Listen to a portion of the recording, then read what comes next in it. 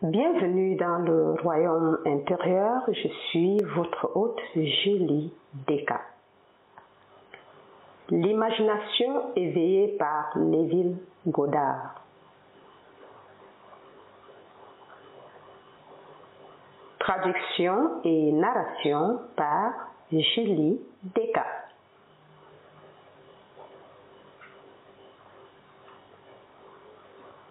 Neville Goddard habile. L'imagination, ce monde réel et éternel duquel cet univers végétal n'est qu'une faible ombre.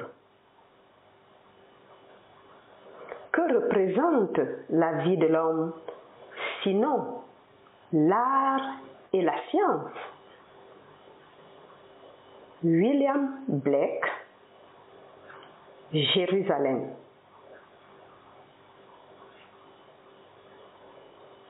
L'imagination est plus importante que la connaissance. Albert Einstein sur la science.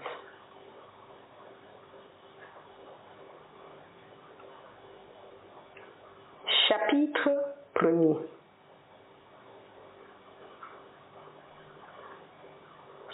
Qui est ton imagination? Je ne me repose pas de ma grande tâche d'ouvrir les mondes éternels, d'ouvrir les yeux immortels de l'homme vers l'intérieur dans les mondes de la pensée, vers l'éternité, toujours en expansion dans le sein de Dieu, l'imagination humaine. Blake, Jérusalem, 5, 18 à 20.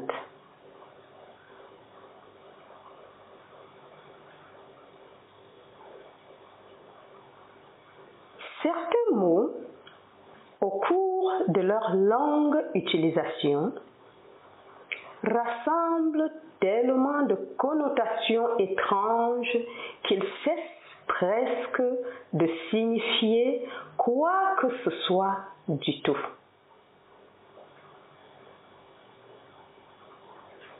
Un tel mot est imagination.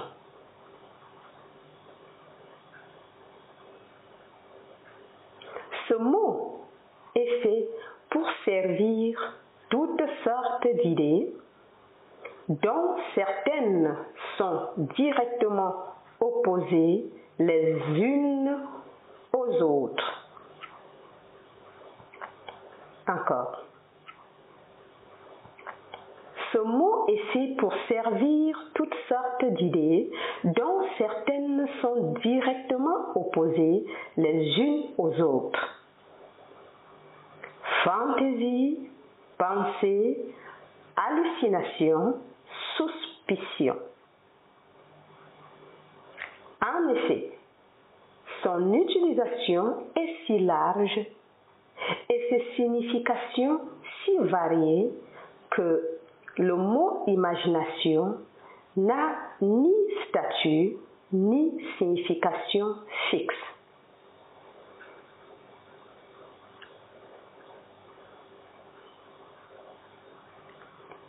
Par exemple, nous demandons à un homme d'utiliser son imagination, ce qui signifie que sa perspective actuelle est trop restreinte et donc pas à la hauteur de la tâche.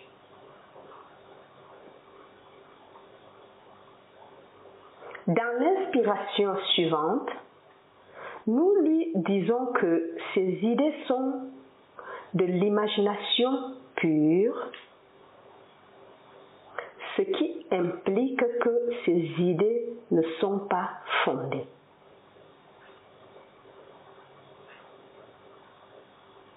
Nous parlons d'une personne jalouse ou méfiante comme d'une victime de sa propre imagination. Ce qui signifie que ses pensées sont fausses.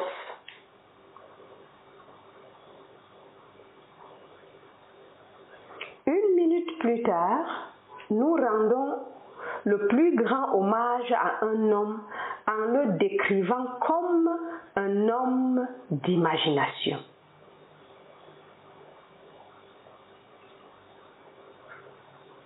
Le mot imagination n'a donc pas de signification précise. Même le dictionnaire ne nous aide pas. Il définit l'imagination comme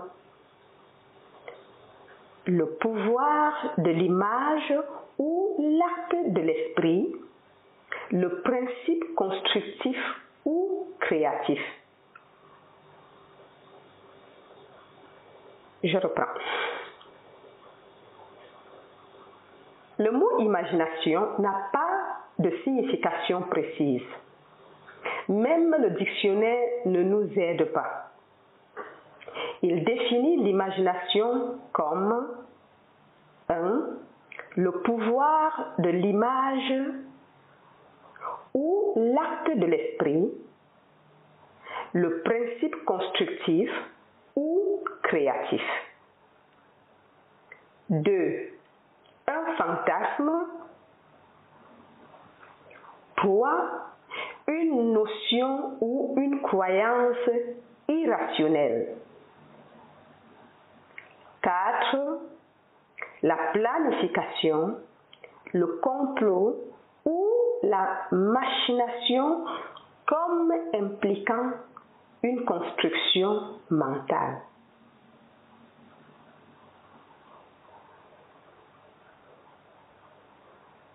J'identifie la figure centrale des évangiles à l'imagination humaine.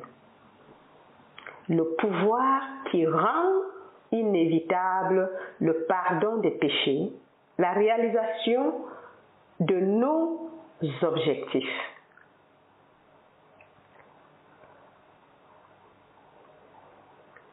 Toutes choses ont été faites par lui,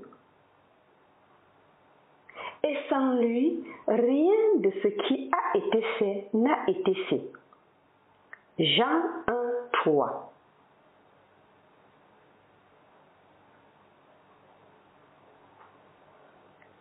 Il n'y a qu'une seule chose au monde, l'imagination, et toutes nos déformations de celle-ci.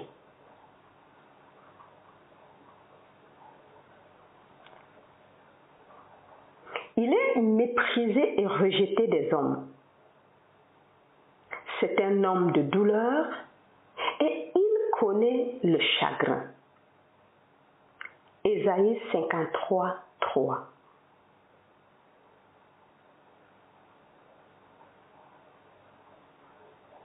L'imagination est la porte même de la réalité. L'homme, dit Blake, est soit l'arche de Dieu, soit un fantôme de la terre et de l'eau. Naturellement, il n'est qu'un organe naturel soumis au sens.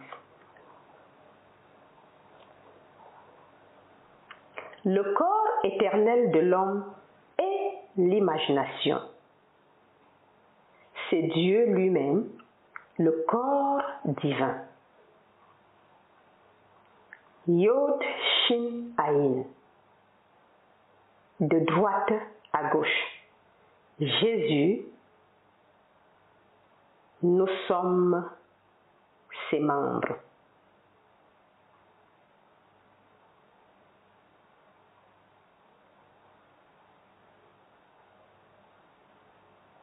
Je ne connais pas de définition plus grande et plus vraie de l'imagination que celle de Blake. l'imagination, nous avons le pouvoir d'être tout ce que nous désirons être. Par l'imagination, nous désarmons et transformons la violence.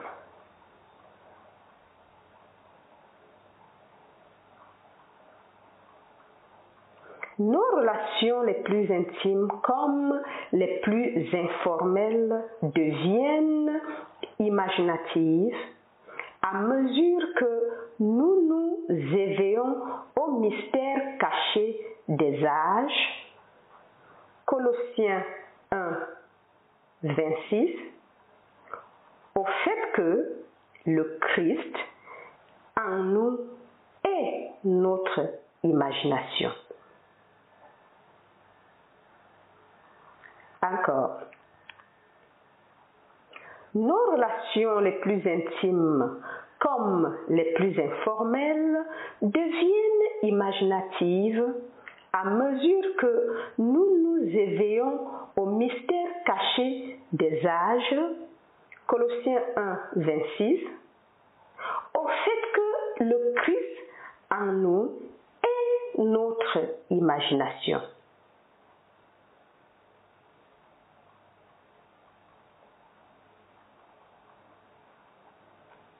Nous réalisons alors que ce n'est que lorsque nous vivons par imagination que l'on peut vraiment dire que nous vivons.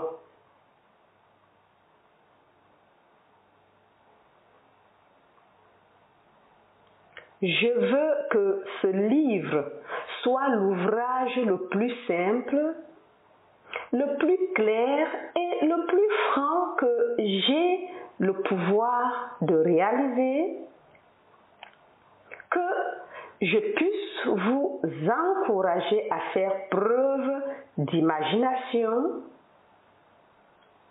que vous puissiez ouvrir vos yeux immortels vers l'intérieur dans les mondes de la pensée.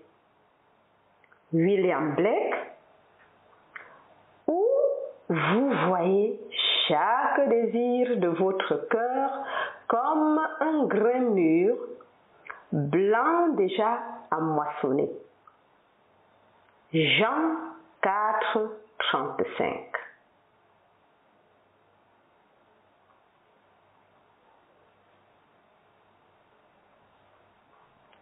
Je suis venu pour qu'ils aient la vie et qu'ils l'aient en abondance. Jean 10, 10.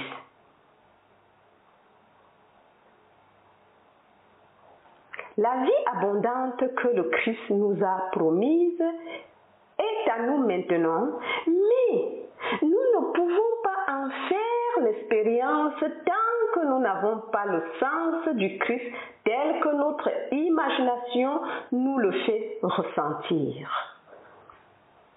Encore. La vie abondante que le Christ nous a promise est à nous maintenant, mais nous ne pouvons pas en faire l'expérience tant que nous n'avons pas le sens du Christ tel que notre imagination nous le fait ressentir.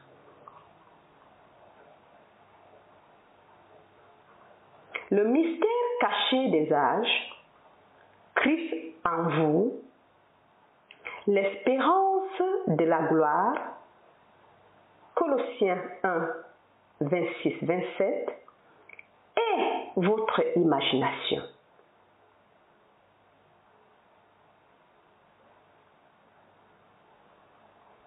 C'est le mystère que je m'efforce de réaliser plus vivement moi-même et je m'incite et que j'incite les autres à découvrir. Encore. C'est le mystère que je m'efforce de réaliser plus vivement moi-même et que j'incite les autres à découvrir.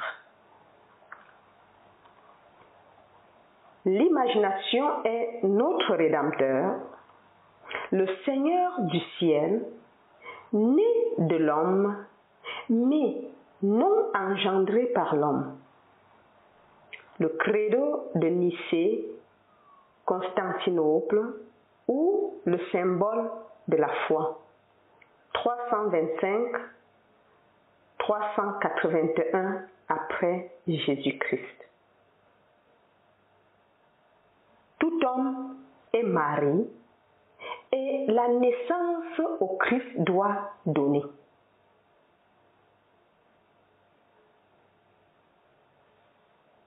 Je reprends.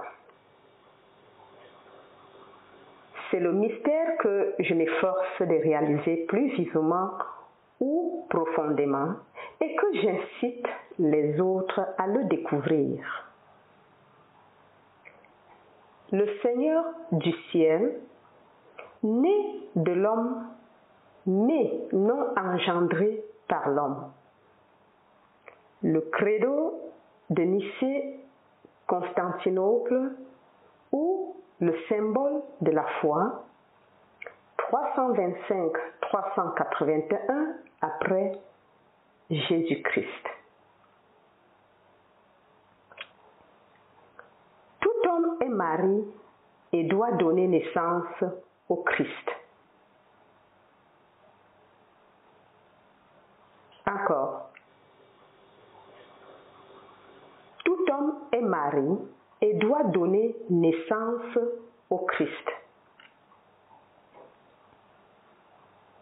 Si l'histoire de l'Immaculée Conception et de la naissance du Christ semble irrationnelle pour les hommes, c'est uniquement parce qu'elle est interprétée à tort comme une biographie, une histoire et une cosmologie, et les explorateurs modernes de l'imagination n'aident pas en l'appelant esprit inconscient ou subconscient.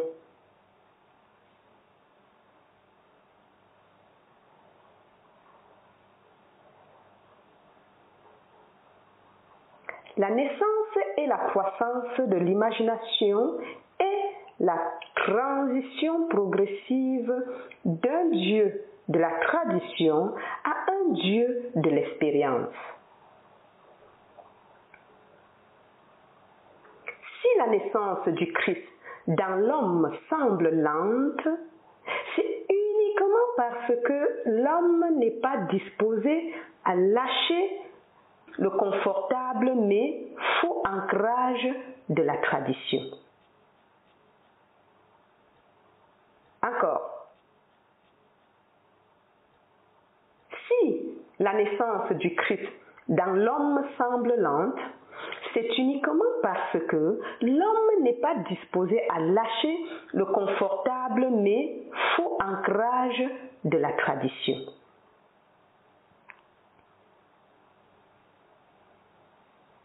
La naissance et la croissance de l'imagination et la transition progressive d'un Dieu de tradition à un Dieu d'expérience. Si la naissance du Christ dans l'homme semble lente, c'est uniquement parce que l'homme ne veut pas lâcher le confortable mais faux ancrage de la tradition.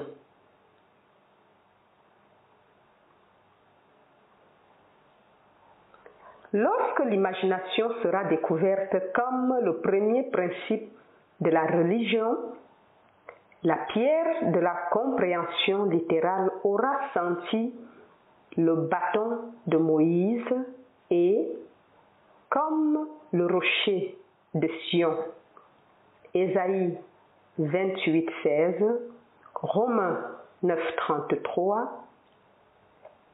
émettra l'eau de la signification psychologique pour étancher la soif de l'humanité.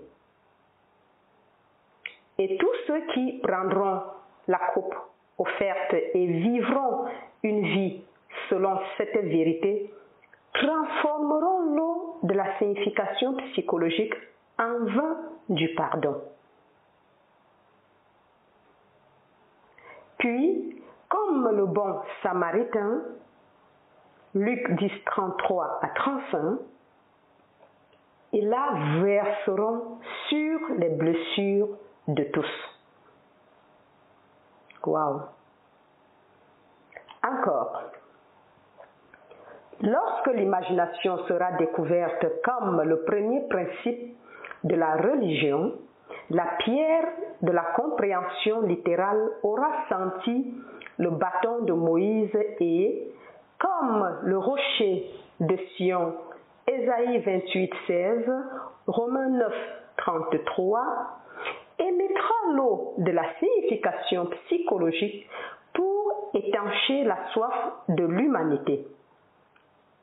Et tous ceux qui prendront la coupe offerte et vivront une vie selon cette vérité transformeront l'eau de la signification psychologique en vin du pardon. Puis, comme le bon samaritain, Luc 10, 33 à 35, ils la verseront sur les blessures de tous. Oh, si ton cœur n'était qu'une crèche pour sa naissance, Dieu redeviendrait un enfant sur terre. Angelus Silesius, poète du XVIIe siècle.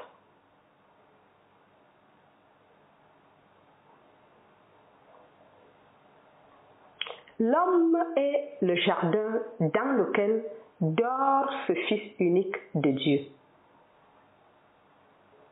Il réveille ce Fils en élevant son imagination vers le ciel et en habillant les hommes d'une stature divine.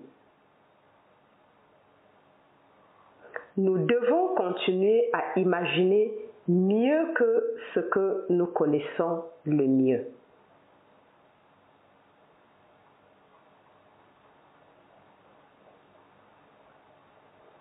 L'homme, au moment où il s'éveille à la vie imaginative, doit passer le test de la filiation.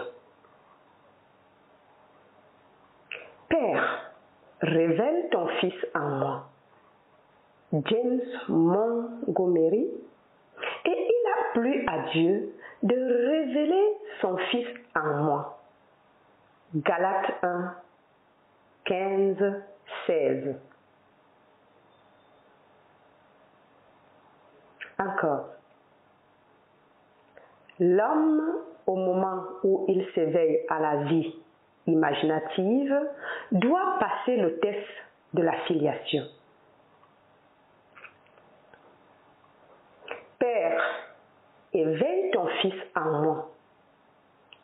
James Montgomery. Et il a plu à Dieu de réveiller son Fils en moi. Galates 1, 15, 16.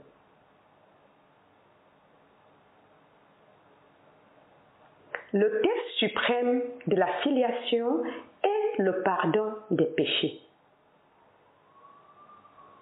Le test que votre imagination est le Christ Jésus, le Fils de Dieu, et votre capacité à pardonner le péché. Le péché signifie que l'on manque sa marque dans la vie, que l'on n'atteint pas son idéal, que l'on ne parvient pas à atteindre son but. Le pardon signifie l'identification de l'homme avec son idéal ou son but dans la vie. C'est le travail de l'imagination éveillée, le travail suprême, car il met à l'épreuve la capacité de l'homme à entrer dans la nature de son contraire et à y prendre part. Que l'homme faible dise « Je suis fort ». Joël 3, 10. Raisonnablement, c'est impossible. Seule l'imagination éveillée peut entrer dans la nature de son contraire et y prendre part. Waouh! Cette conception de Jésus-Christ en tant qu'imagination humaine soulève ces questions fondamentales. L'imagination est-elle une puissance suffisante, non seulement pour me permettre de supporter que je suis fort, mais aussi pour exécuter l'idée par elle-même? Je reprends. Cette conception de Jésus-Christ en tant qu'imagination humaine soulève ces questions fondamentales. L'imagination est-elle une puissance suffisante, non seulement pour me permettre de supposer que je suis forte, mais aussi pour exécuter l'idée par elle-même? Supposons que je désire me trouver dans un autre lieu ou une autre situation. Pourrais-je, en m'imaginant dans un tel état et un tel lieu, en provoquer la réalisation physique?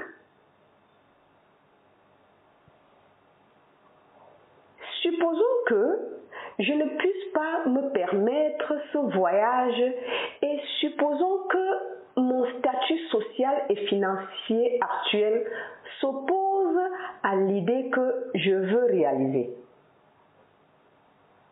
L'imagination se suffirait-elle à elle-même pour incarner ses désirs? L'imagination comprend-elle la raison? Par raison, j'entends les déductions des observations des sens.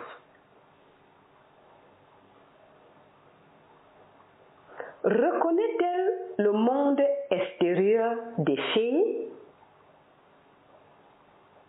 Dans la pratique de la vie quotidienne, l'imagination est-elle un guide complet de comportement? Supposons que je sois capable d'agir avec une imagination continue, c'est-à-dire que je sois capable de maintenir le sentiment que mon souhait est réalisé. Mon hypothèse se durcira-t-elle en fait?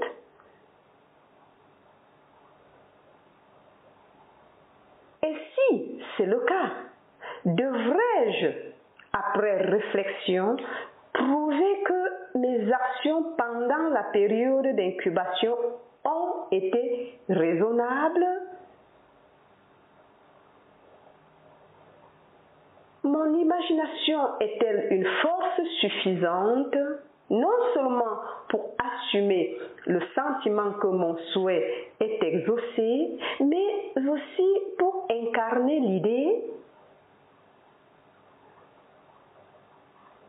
Après avoir supposé que je suis déjà ce que je veux être, dois-je continuellement me guider par des idées et des actions raisonnables afin de réaliser mon hypothèse? L'expérience m'a convaincu qu'une hypothèse, bien que fausse, si elle est persistante, se durcira en fait. Que l'imagination continue est suffisante pour toute chose et que tous mes plans et actions raisonnables ne compenseront jamais mon manque d'imagination continue. Wow. Encore. L'expérience m'a convaincu qu'une hypothèse, bien que fausse, si elle est persistante, se durcira en fait. Que l'imagination continue est suffisante pour toute chose et que toutes mes plans et actions raisonnables ne compenseront jamais mon manque d'imagination continue. Encore. N'est-il pas vraiment que les enseignements des évangiles ne peuvent être reçus qu'en termes de foi et que le Fils de Dieu est constamment à la recherche de signes de foi chez les gens, c'est-à-dire de la foi dans leur propre imagination? Encore. N'est-il pas vrai que les enseignements des évangiles ne peuvent être reçus qu'en termes de foi et que le Fils de Dieu est constamment à la recherche de signes de foi chez les gens, c'est-à-dire de la foi dans leur propre imagination? La promesse n'est-elle pas « Croyez que vous recevez et que vous recevrez » Marc 11, 24.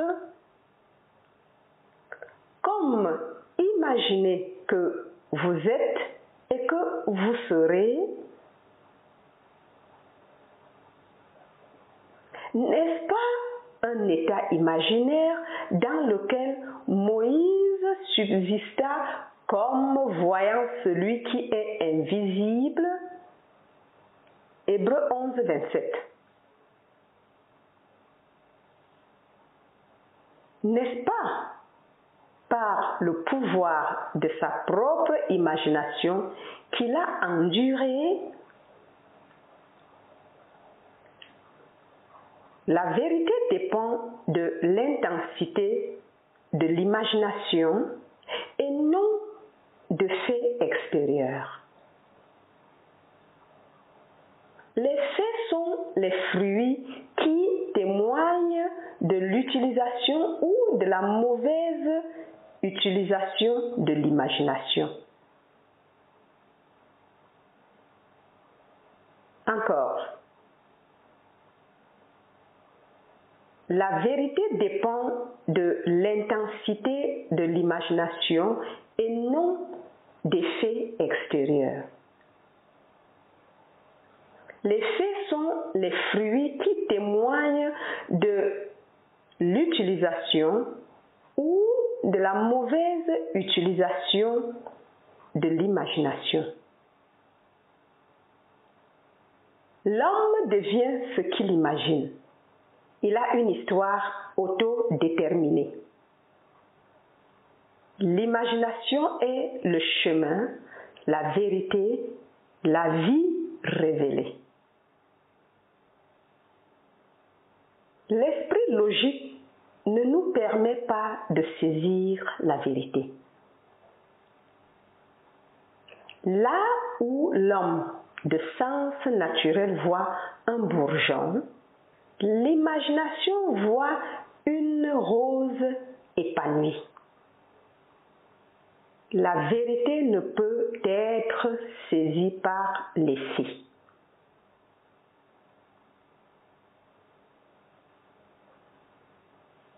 Lorsque nous nous éveillons à la vie imaginative, nous découvrons qu'imaginer une chose, c'est la rendre telle qu'un vrai jugement n'a pas besoin d'être conforme à la réalité extérieure à laquelle il se rapporte.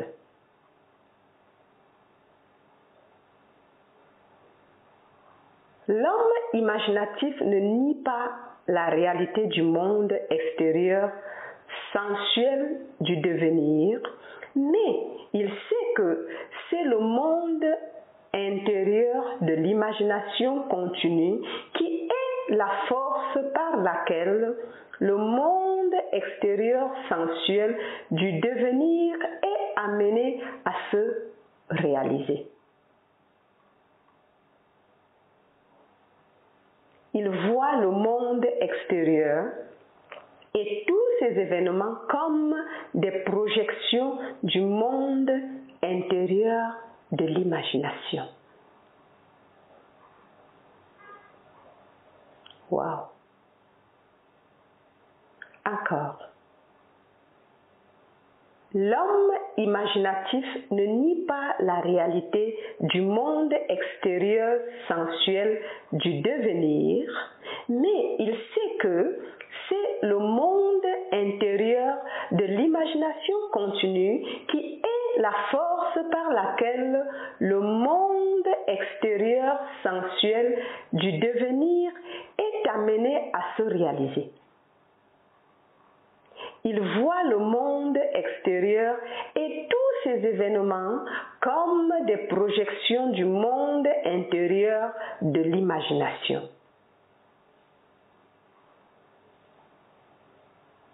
Pour lui, tout est une manifestation de l'activité mentale qui se déroule dans l'imagination de l'homme, sans que l'homme sensuel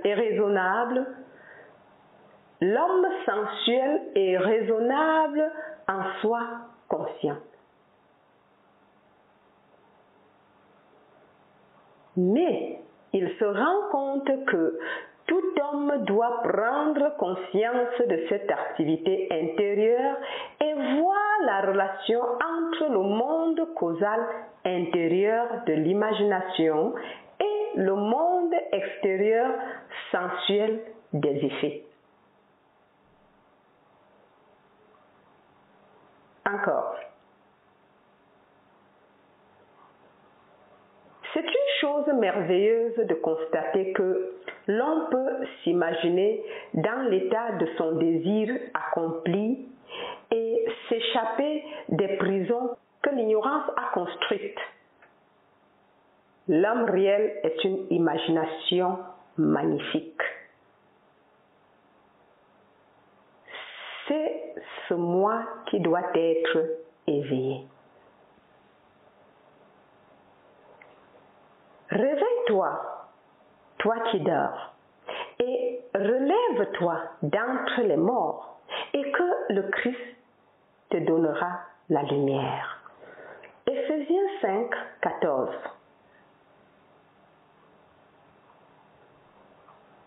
Dès que l'homme découvre que son imagination est le Christ, il accomplit des actes qui, à ce niveau, ne peuvent être qualifiés que de miraculeux. Mais tant que l'homme n'a pas le sens du Christ comme étant son imagination, ce n'est pas toi qui m'as choisi, c'est moi qui t'ai choisi. Jean 15, 16. Il verra tout dans la pure objectivité sans aucune relation subjective.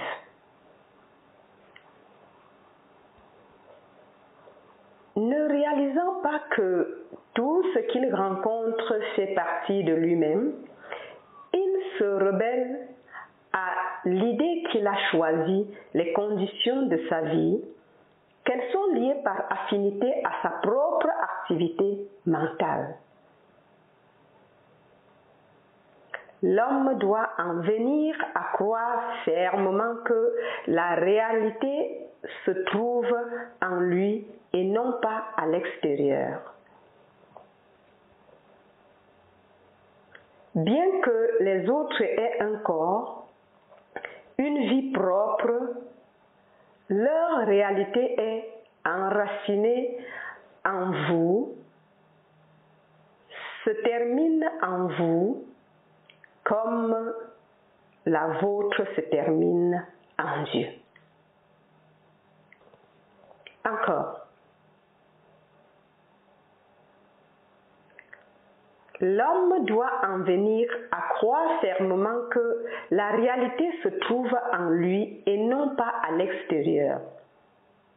Bien que les autres aient un corps, une vie propre, leur réalité est enracinée en vous, se termine en vous, comme la vôtre se termine en Dieu.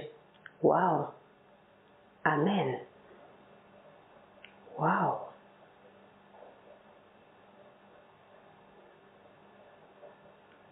Nous sommes à la fin du premier chapitre. Merci de m'avoir écouté jusqu'à la fin et partagez le message tout autour de vous de l'imagination humaine. Et si vous m'écoutez pour la première fois et que vous n'êtes pas encore abonné, n'oubliez pas de le faire et en le faisant, n'omettez pas de cliquer sur la cloche de notification afin d'être avisé directement lors de nos prochaines publications. C'était Julie Descartes. Je vous aime très très fort. Et n'oubliez pas, sous chaque vidéo se trouve un lien PayPal et vous pourriez supporter l'œuvre qui est en train d'être faite, voilà, par vos libéralités. Merci et à la prochaine. Bye bye.